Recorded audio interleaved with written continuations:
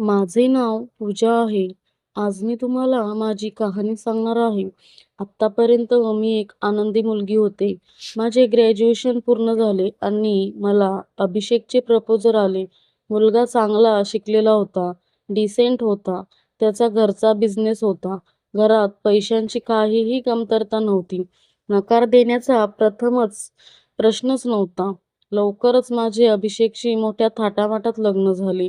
छान मोठ्या घरात लग्न झाल्यामुळे मी आणि माझे आई-बाबा फार खुश होते. मी स्वतःला खूप भाग्यवान समजत होते. लग्न होऊन मी सासरी आले. अभिषेक त्याच्या सावत्र आईसोबत राहत होता. थोड्या महिन्यांपासून त्याच्या सावत्र लहान बहिणीचे तिच्या सासरी पटत नसल्यामुळे ती देखील माहेरी येऊन राहिली होती. आज माझ्या लग्नाची पहिली रात्र होती. मी आमच्या रूममध्ये जाणार इतक्यात सासूने आणि माझ्या नंदेने मला त्यांच्या रूममध्ये बोलावले. त्यांच्या रूममध्ये जाताच मला जाणवले की दोघींचे चेहरे उदास आणि घाबरलेले होते. जणू काही त्या दोघींना मला काहीतरी सांगायचे होते. मी त्यांना विचारले, "काय झाले? तुम्ही दोघीही इतक्या घाबरलेल्या का दिसतायत?" त्यावर माझी सासू म्हणाली, "बेटा, आम्हाला तुला काहीतरी सांगायचे आहे, पण तुला हे सगळे मोठ्या हिमतीने ऐकावे लागेल. आता आम्ही तुला जे काही सांगणार आहोत ती गोष्ट फक्त आपल्या तिघींमध्येच ठेव. घर आता नातेवाईकांनी भरलेले आहे. इथे बातमी पसरायला जास्त वेळ लागणार नाही आणि ही गोष्ट सगळ्यांना समजली तर आमच्या घराची इज्जत जाईल. आता तू या घराची सून आहेस आणि तुला या घराचा मान राखायचा आहे." सावत्र असले तरी अभिषेकची मला खूप काळजी वाटते. सासूबाईंचे बोलणे ऐकून मी खरे तर थोडी घाबरले. मी त्यांना म्हणाले, "आई, काय प्रकरण आहे ते तुम्हीच सांगा." सासू म्हणाली, "मुली, माझा मुलगा हा पुरुष नाही." हे ऐकून मला धक्काच बसला. मी म्हणाले, "आई, काय बोलताय तुम्ही हे? आणि मला तुम्ही आता का सांगताय हे? असे असेल तर तुम्ही तुमच्या मुलाशी माझे लग्न का लावून दिले? माझे जीवन का बरबाद केले?" यावर माझी सासू म्हणाली, "बेटा, मला माहीत आहे तू असा विचार करत असशील की हे सगळे माहीत असूनही आम्ही तुझे जीवन का बरबाद केले. तुला लग्नाच्या या बेडीत कशाला अडकवलं? पण विश्वास ठेव पोरी, पण आमचा पण नाईलाज आहे. जर ही गोष्ट लोकांना समजली तर आपली किती बदनामी होईल, तूच विचार कर. म्हणून इच्छा असूनही ही गोष्ट आम्हाला तुला लग्नाआधी सांगता आली नाही. मला माफ कर बेटा." हे सारे ऐकून मी सुन्न झाले. असे वाटले की माझ्या कानात कोणीतरी शिशाचा रस ओतले. सासूबाई पुढे बोलू लागल्या, "माझा मुलगा अनेकदा रात्री बाथरूममध्येच राहतो. मला माहीत नाही की तो तिथे काय करतो. पण जेव्हा जेव्हा आम्ही त्याला विचारतो तेव्हा तो म्हणतो की त्याचे पोट खराब आहे, पण तो खोटं बोलतो." माझी नणद पुढे म्हणाली, "वहिनी, तू दादासोबत थोडा वेळ घालव आणि मग त्याच्याशी मनमोकळेपणाने या विषयावर बोल. काही करता आले तर आपण सगळे नक्कीच करू. तू काही एकटी नाहीस. आम्ही दोघीही तुझ्या सोबत आहोत." लग्नाच्या अगदी पहिल्याच रात्री माझ्या पतीबद्दलच्या या गोष्टी ऐकल्यानंतर मला काय करावे ते समजत नव्हते. आता मला माझ्या खोलीत जायची देखील भीती वाटू लागली. सासूबाईंनी दिलेला दूध घेऊन मी चुपचाप माझ्या खोलीत आली आणि बेडवर येऊन बसली. विचार करत असतानाच माझा नवरा अभिषेक खोलीत आला. खोलीचा दरवाजा बंद केला. मी त्याला दूध दिले. त्याने दूध पिऊन माझ्याशी बोलायला सुरुवात केली. अशीच जेमतेम 5 मिनिटे गेली आणि अभिषेकने त्याचे पोट बिघडल्याचे मला सांगितले आणि काही सेकंदातच तो उठून बाथरूममध्ये गेला. अगदी माझ्या सासूने मला सांगितल्याप्रमाणेच घडले. जवळपास तासाभराने अभिषेक बाथरूममधून बाहेर आला. विचार करत करत मी बेडवर पडले. मला आता त्याच्याशी बोलावंसं वाटत नव्हतं. तोही शांतपणे त्याच्या बेडच्या बाजूला जाऊन झोपला. माझी फसवणूक झाल्याचे मला वाटत होती. रात्रभर मला झोप येत नव्हती. सकाळी लवकर उठून मी बाथरूमला गेले. बाथरूममध्ये जाताच मी हादरले. बाथरूममध्ये एक नवीन नाईटी आणि मेकअपचं सामान होते.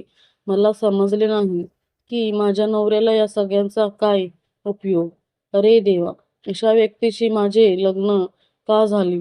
सकाळी माझ्या सासूने आणि नंदेने मला विचारले की रात्री काय झाली. मी सासूला म्हणाले, आई, अगदी तुम्ही मला जे सांगितलं होतं तसेच झाले. आणि मी रडू लागली. मला रडताना पाहून माझी नणद सासूला म्हणाली, आई, तरी मी तुला सांगत होते की दादाचे लग्न नको करू. उगीच अशा प्रकारे कोणत्याही मुलीचे आयुष्य खराब नको करून घ्यायला. पण तुम्ही सर्वांनी माझे ऐकले नाही. आता ती अशीच घुसमटून इथे राहणार का? यावर माझी सासू म्हणाली, बेटा, तू जो काही निर्णय घेशील त्यात आम्ही तुझ्या सोबत आहोत. पण माझ्या मुलाचे हे गुपित तुझ्या तोंडातून बाहेर पडणार नाही, असे वचन तुला द्यायचे लागेल.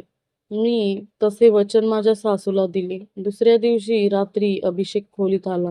पण मला आता त्याच्याकडे बघावेसे पण वाटत नव्हते. मी शांतपणे बेडवर पडून होते. अभिषेक येऊन बेडवर बसला आणि थोडा वेळ बसूनच होता. त्याने मला हाक मारली, पण मी झोपल्याचे नाटक केले.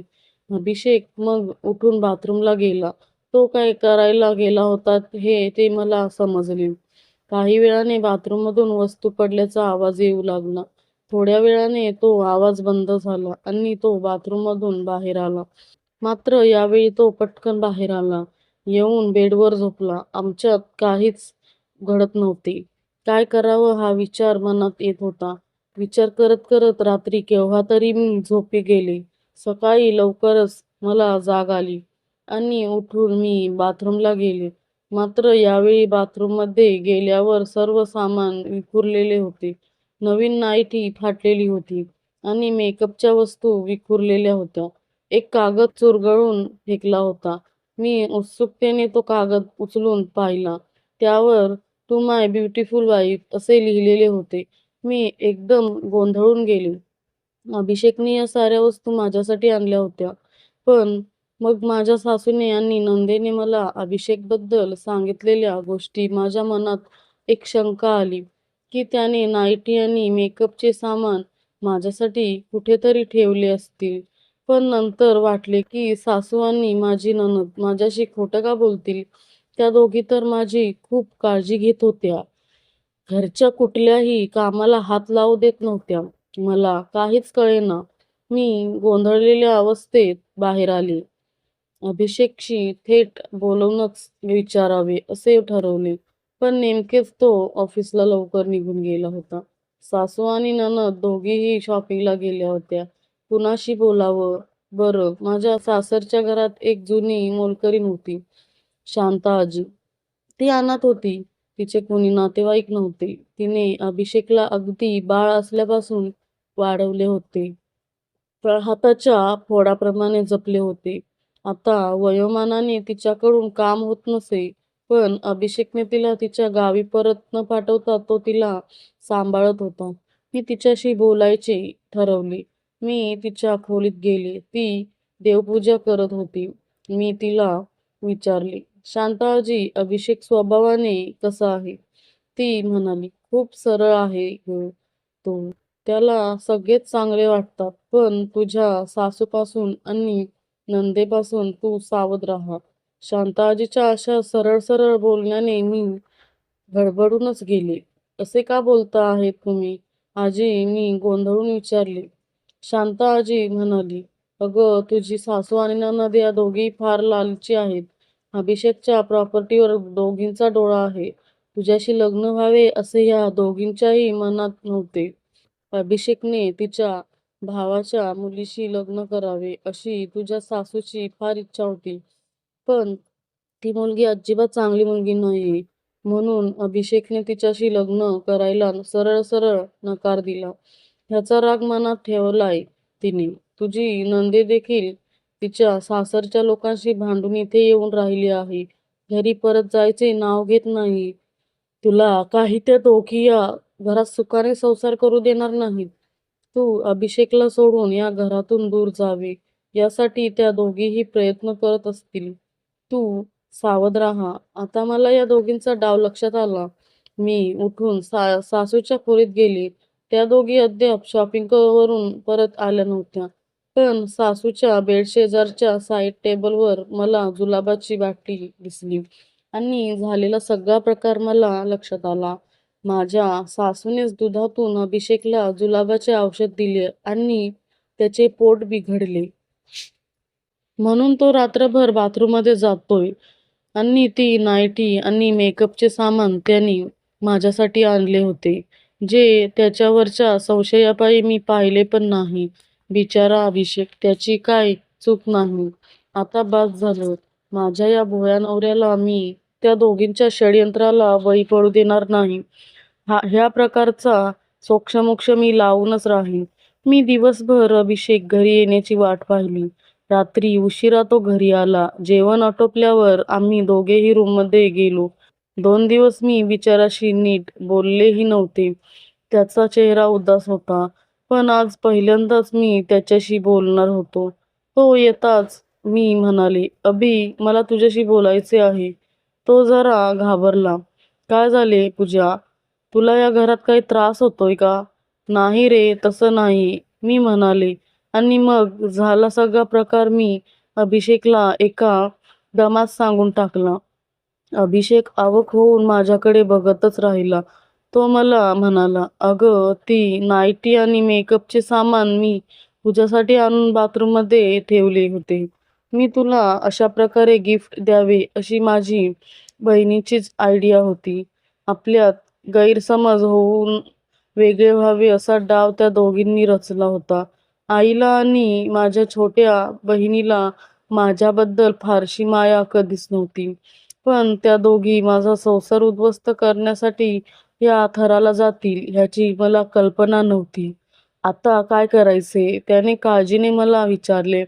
"आता जे काही करायचे असेल ते मी करीन. तू चिंता करू नकोस."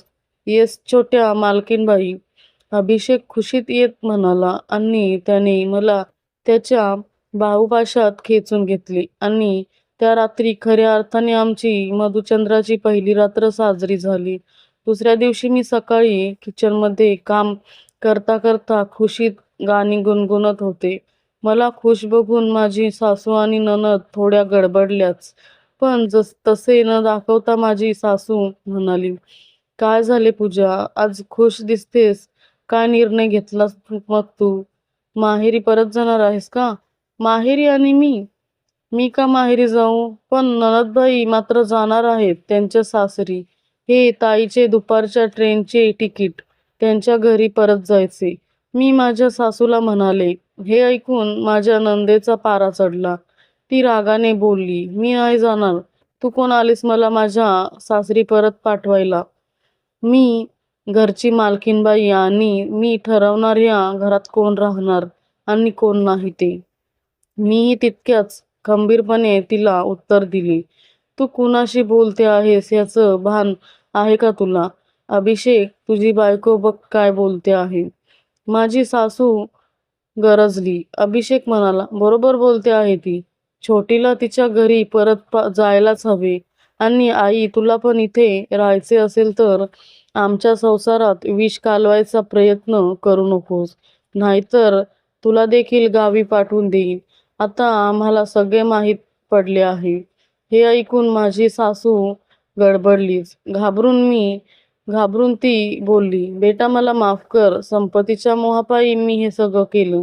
परत अशी चूक होणार नाही. मला एक संधी देऊन बघ. पुन्हा असला प्रकार होणार नाही. मी आजच छोटीला तिच्या घरी पाठवून देते." हे ऐकताच छोटी रागारागाने पाय आपटत तिच्या खोलीत पॅकिंग करण्यासाठी निघून गेली. मी अभिषेकला म्हणाले, "ठीक आहे, आता आपण हे प्रकरण इथेच संपवू. या दोघींना माफ करू आणि पुन्हा नव्याने सुरुवात करू." अभिषेकनेही मग प्रकरण जास्त न ताणता त्याच्या सावत्र आईला आणि बहिणीला परत एक संधी देण्याचे आणि परत नव्याने सुरुवात करायचे ठरवले. झाला सगळा प्रकार पाहता शांताआजी कोपऱ्यात बसून खुदूखुदू हसू लागली. तर मित्रांनो, तुम्हाला ही कथा कशी वाटली ते कमेंट बॉक्समध्ये नक्की कळवा. आणि अशाच नवीन कथा ऐकण्यासाठी चॅनेलला सबस्क्राईब करा. धन्यवाद.